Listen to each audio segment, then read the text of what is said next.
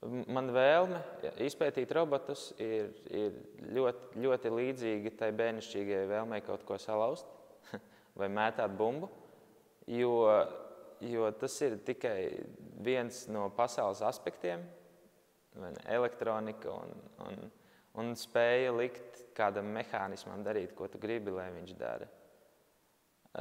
Tas ir viens no veidiem, kā rotaļāties ar pasauli. Man tā liekas kā spēle. Sveiki, mani sauc Ants Rezgals un man ir 22 gadi. Es dzīvoju Cēsīs. Es uzaugu Cēsīs, visu dzīvi esmu pavadījis Cēsu rajonā.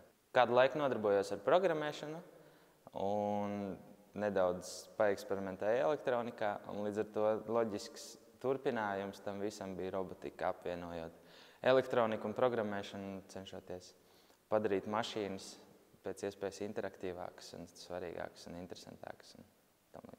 Visas tās lietas, kas ir nepieciešamas pa daļām mācīt pirms tu sāc taisīt robotus, kas ir tieši, kā es minēju, elektronika un programmēšana, tad lodāmuru es biju paņēmis rokās jau kaut kādos 8 un taisīju kaut kādas dažas smieklīgas schēmiņas. Es esmu taisījis šo to tepat zinātnes centram, Cēsu jauniešu zinātnes centram.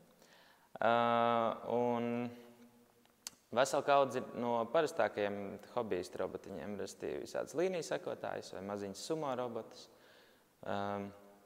tāds meklētājs vai kas vadās pēc GPS koordinātēm, teiksim. Tādas pārsvarā ļoti vienkāršas un nesaistītas lietas. Nedaudz bezmērķīgas varbūt kādam šķist, bet galvenais, lai interesanti. Es kopš oktobra šajā centrā nodarbojos kā pulciņu vadītājs, restīvi es mācu pamatskolas bērniem, tā ir kāda 4. līdz 6. klase, taisīt robotus. Mēs izpildām dažādus robotikas projektus ar diezgan populāriem LEGO Mindstorms NXT robotikas komplektiem. Šis ir Cēsu jauniešu zinātnes centrs ar lielu uzsvaru uz tādu kā neformālu ārpusskolas izglītību. Šeit ļoti bieži brauc skolēnu grupas.